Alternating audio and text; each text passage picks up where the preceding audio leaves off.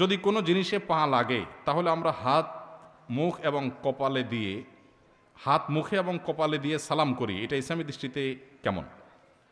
এটা আমাদের দেশে বেশ প্রচলিত আছে। কারোর গায়ে পাও লাগছে তো আমরা তার গায়ে হাত দিয়ে স্পর্শ করে বুকে লাগাই, মুখে লাগাই। এরকম কোনো সম্মানিত কোনো বস্তু মনে হলো বইয়ের মধ্যে পা লাগছে, আমরা এই কাজ করি। এটা সঠিক কিনা? উত্তর হলো যে কোনো ব্যক্তি তার গায়ে পাও লাগাটা আমাদের সমাজে একটা দোষণীয় ব্যাপার, এটাকে মানুষ অসম্মানের মনে করে। এখন এ ভাই আছেন, মুরব্বী আছেন, উনি আছেন, এক মুসলমান অন্য মুসলমানকে সম্মান করবে না অসম্মান করবে? সম্মান করবে। এখন পাও দিয়ে টাচ করলে সেটা যেহেতু অসম্মান হয়, আমাদের সমাজে সম্মান অসম্মানের ভাষাটা কিন্তু আবার ভ্যারি করে সমাজের উপরে। সব সমাজে সব আচরণ সম্মানের না, সব আচরণ অসম্মানের না। যেমন আমি একটু উদাহরণ দিলে বুঝে আসবে আপনাদের। আমি সৌদি আরবে ছিলাম, বিভিন্ন দেশের মানুষের সাথে মিশেছি সেই সুবাদে।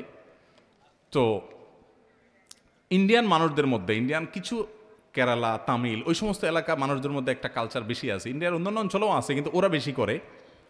আপনি কোনো কিছু জিজ্ঞেস করেছেন বা সে হাঁ শুলক, সায় শুলক মাথা নাড়াবে, তো আমরা বাংলাদেশে মানুষ সাধারণত হাঁ বললে ভাই মাথা নাড়াই, তাই না?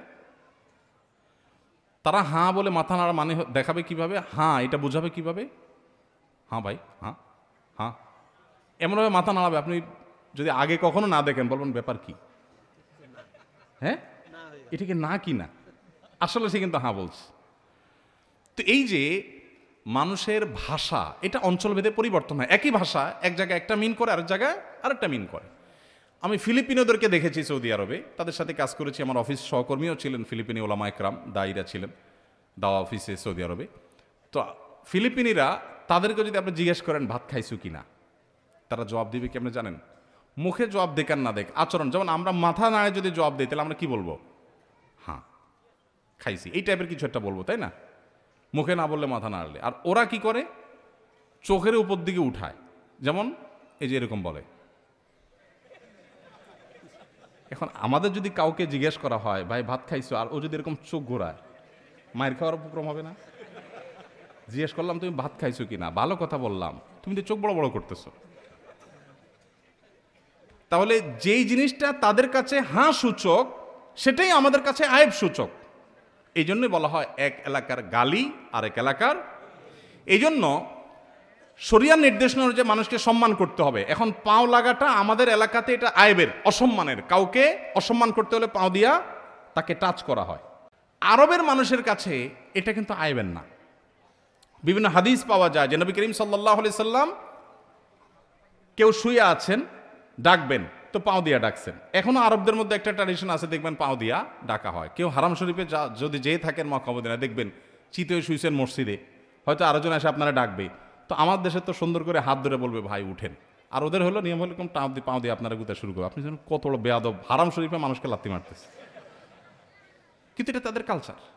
তো আমাদের সমাজে যেহেতু এটা দোষণীয় এবং অসম্মানের, সম্মান করতে হবে। সম্মান প্রকাশের ভাষা এক এক এলাকায় এক একভাবে হয়।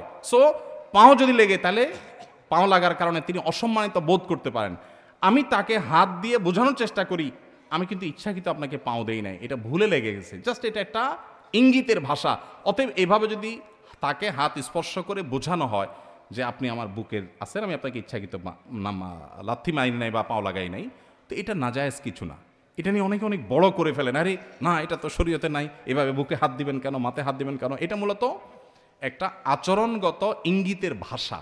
অতএব এভাবে যদি কেউ জানান দেন অসুবিধা নাই, কিন্তু এটাকে শরীয়ত মনে করবেন না, কোরআন হাদিস মনে করবেন। এটা জাস্ট আচরণের ভাষা। ওই যে চোখ উল্টায়া জবাব দেয়, মাথা নাড়ায় জবাব দেয়, ওইটা ওই টাইপের একটা কাজ।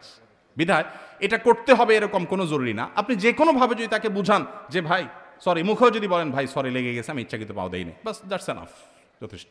বোঝাতে পারছি?